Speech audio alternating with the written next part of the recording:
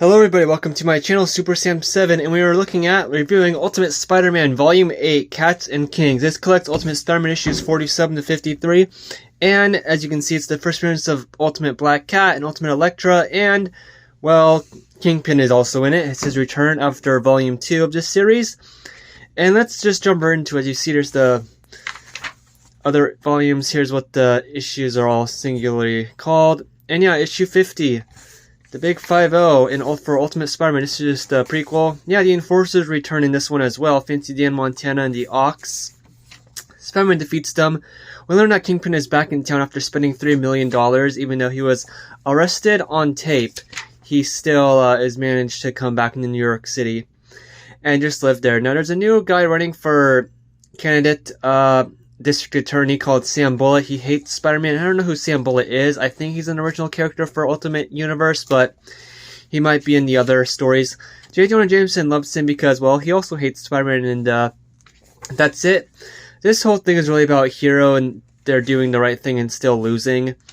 Some of these issues is just Peter just questioning how in the world did Kingpin get off with that after murdering someone on tape. I love this cover right here. The Enforcers go to interrogate J. Jonah Jameson about him talking bad about the Kingpin, I think, or running a truth article about Sam Bullet. And Spider-Man defeats them again. There's always this kind of thing about him hitting the Ox and just like, oh my gosh, can you not fall down already?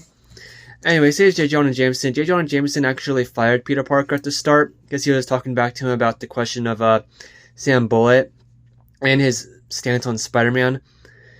And, yeah, he actually gets rehired. Kind of a very nice moment here. Spider-Man meets the Kingpin, and there's this kind of iconic scene. You see it all the time, online at least, because a lot of people like to post it. He's just talking with the Kingpin, and Kingpin is threatening him. And Spider-Man just leaves, kind of not taking it that seriously. Or he is, but he just doesn't show it, you know. And then we get to the introduction of Black Cat. She steals things. She has a bad luck power already. They don't explain how she has it. Or maybe it's just bad luck for people going against her. She steals the Tablet of Time, or that's basically what this is. You'll see the Kingpin is also after it. Actually, it was in the Kingpin's possession, so to say, and she stole it from him. There's this whole stuff about Mary Jane's father being abusive and wanting her and Peter Parker to break up, and there's a huge argument here. I wish it was dove into more throughout the book, but I don't think it ever comes up again. Elektra gets hired by the Kingpin to go after Black Cat to get the tablet back, and Spider-Man and Black Cat just go on a date, even though she put an ad in the paper so everyone knows where they are, but whatever. And Elektra fights them. Yeah, no Daredevil in this story, but we have Elektra. Kingpin is doing all this for the Tablet of Time to save his wife, Vanessa. She's sick, basically in a coma.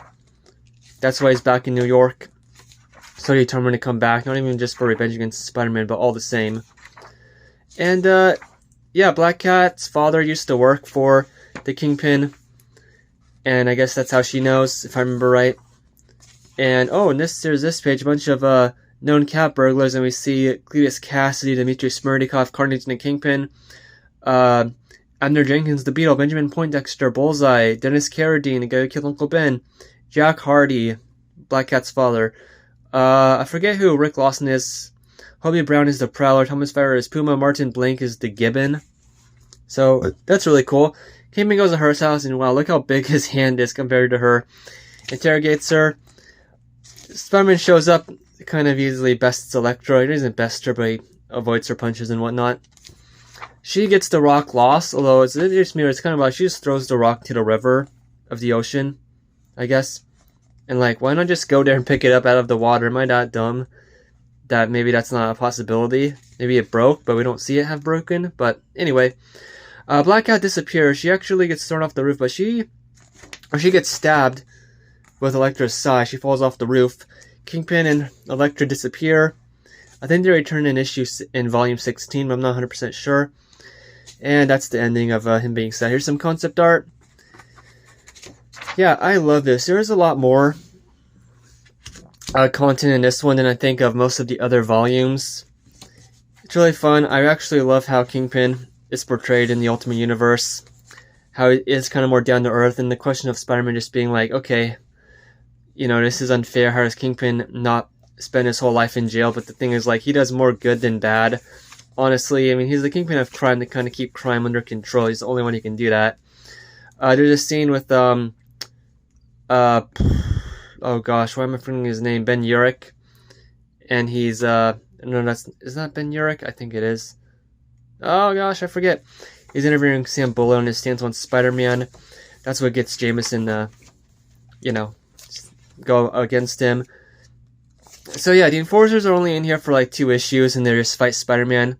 They don't really do much with them in here, but hey. I think the most interesting thing about this is, of course, the introduction of Black Cat and Elektra. We don't really get a lot about Elektra, except that she's kind of new and young to be an assassin, or hired just for the Kingpin. Spider-Man fights Black Cat, but she does have bad luck powers, so they don't really form that much of a relationship, but this happens when Mary Jane and Peter Parker sort of break up because of her dad. And so he just decides to start dating Black Cat and whatnot. Well, he doesn't really date her, just one meeting, but you get it.